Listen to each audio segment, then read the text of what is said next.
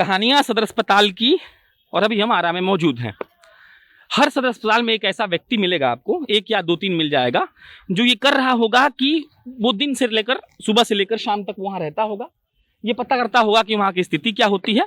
और ऐसे कई अस्पतालों में ऐसे लोग भरे पड़े हैं। और जब हमें आरा आए तो चंदन जी का नाम सुनने को मिला। चंदन जी ना जाने क्या क्या प्रोवाइड कर रहे हैं, हमको कुछ पता नहीं है। बस इतना पता है कि इतना बढ़िया काम कर रहे थे कि इनको भी उठा लिया गया 3-4 दिन पहले, आधा एक घंटा में छोड़ भी दिया गया। अब अच्छा काम करने वालों का क्या हश्र हो रहा है, इस पर हम कोई टिप्पणी नहीं करना चाहते हैं। बस इतना बताना चाहते हैं कि अगर ऐसा कोई युवा है तो इसी सदर अस्पताल के प्रांगण में खड़ा होकर इनसे बात करनी जरूरी है। आइए, शुक्रिया। चंदन नाम है। हाँ क्या कर रहे हैं और कब से कर रहे हैं? जी, हम विगत 1 महीने से हम एक बार सदर अस्पताल आए। मेरे गांव के एक व्यक्ति का तबीयत खराब था और हम सदर अस्पताल में आए तो यहाँ देखे कि काफ़ी मरीज ज़मीन पर पड़े हुए हैं और उनका इलाज नहीं हो रहा है। बेड एक भी नहीं था, 2-4 बेड इमरजेंसी वार्ड में थे। ऐसी स्थिति थी, हाहाकार मचा था, लोग चीख रहे थे, चिल्ला रहे थे। ये देखकर अंदर से रहा नहीं गया। हम सोचे कि हम कैसे है, देश में भारत में जब आज़ादी की लड़ाई लगी थी उस समय भी चंद्रशेखर आज़ाद, भगत सिंह जैसे वीर खड़े हुए थे, तभी हम लोग आज़ादी की लड़ाई जीत पाए थे।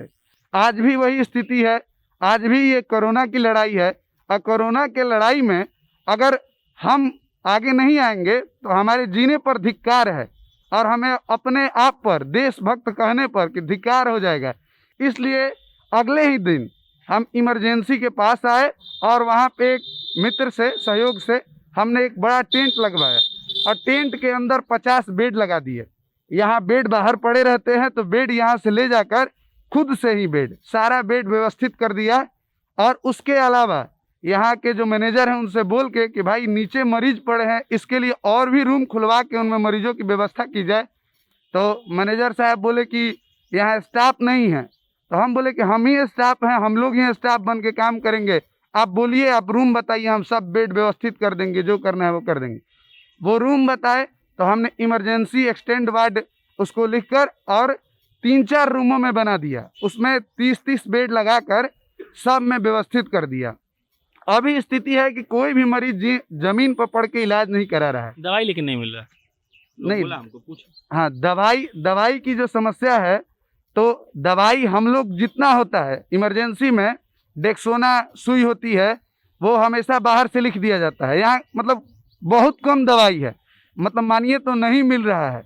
लेकिन हम लोगों के प्रयास से जो हो रहा है, हम लोग दवाई ला रहे हैं और दे रहे हैं। अपने मतलब हाँ, दोस्त लोग मिलकर दोस्त लोग मिल के पैसा इकट्ठा करके दवाई प्रोवाइड कर रहे हैं। हाँ। उठाया कहेंगे आपको?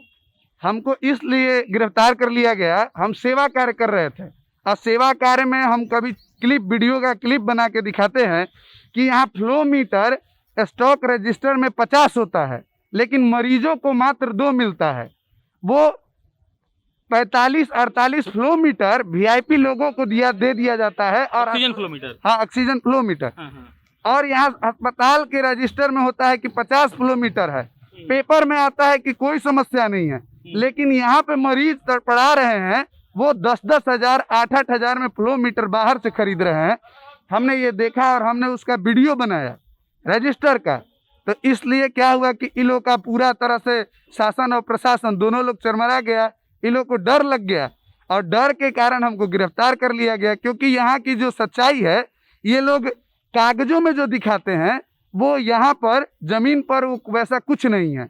और कागज में ये हर चीज़ बढ़िया से दिखाते हैं कि इतना बेड खाली है, इतना हम व्यवस्था दे रहे हैं, लेकिन ज़मीन पर हकीकत में बहुत कम व्यवस्था दे रहे हैं। केवल कागज पेपरों में ये लोग व्यवस्था दे रहे हैं। तो इसीलिए हमने आवाज़ उठाया तो ये लोग हमको गिरफ्तार। मारा पीटा नहीं, मारा पीटा लोग नहीं। और हाजत में बंद कर दिया लोग। हाजत में बंद करने के बाद बोला लोग कि सदर अस्पताल आपको नहीं जाना है और हम सुबह शाम भोजन वितरण करते हैं, आपको भोजन वितरण नहीं करना है, कोई सेवा कार्य नहीं करना है। हम बोले कि जब तक हम जीवित रहेंगे तब तक सेवा कार्य करेंगे।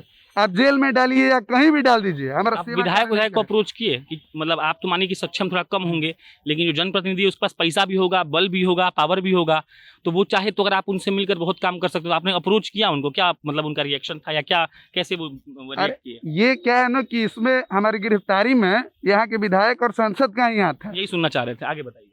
क्योंकि विधायक और सांसद लोग फेसबुक पर और अपने जो भी सोशल मीडिया माध्यम है उससे दिखा रहा था लोग कि हम ये किए हैं, वो किए हैं, ये दिए हैं, जबकि अगर दिए होते तो यहाँ स्टॉक में होता ना।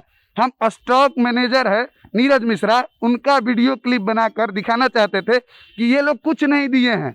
यहाँ सांसद महोदय एक दिन आते हैं और घूम कर सब, यहाँ टेंट लग जाता है, सब चीज़ यहाँ पे सुंदर दिखा दिया जाता है अस्पताल को, और घूम कर चले जाते हैं, लेकिन स्थिति में कोई सुधार नहीं होती है। मरीज वैसे ही ज़मीन पर पड़े रहते हैं, चिल्लाते रहते हैं, बिलखते रहते हैं। तो ये लोग देखा लो कि ये सेवा कर रहा है, और इसके सेवा से लोग, आरा के लोग तो जान गए हैं कि क्या सच्चाई है।